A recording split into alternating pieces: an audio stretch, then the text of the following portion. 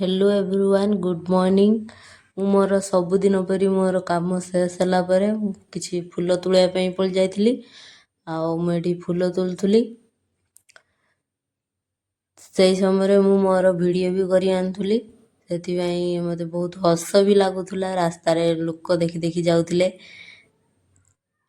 ଆଉ କିନ୍ତୁ କ'ଣ କରିବା, ଆମମାନଙ୍କର ତ ଏଇ ଭିଡ଼ିଓ ହିଁ ଉପଚାର।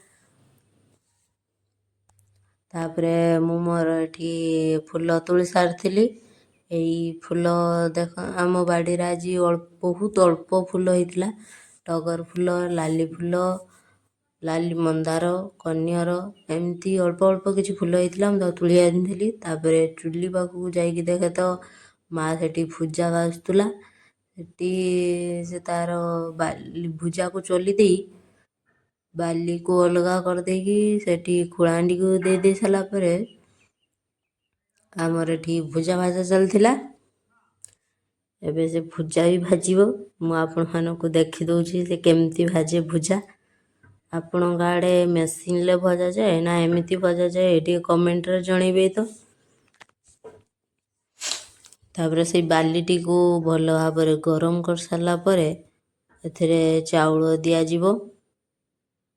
ଚାଉଳକୁ ଭଲସେ ନାଡ଼ାଯିବ। ତାପରେ ଆମର ସେଥିରେ ଭୁଜା ଦେଖନ୍ତୁ ଗୋଟେ ଗୋଟେ ହେଇସାରିଲାନି। ଏବେ ତାକୁ ଭୁଜାକୁ କାଢ଼ି ଦିଆହେବ। ଦେଖିଲେ କେତେ ସୁନ୍ଦର, ପୁରା 2 ମିନିଟରେ ଭୁଜା ରେଡ଼ି ହେଇଯାଉଛି।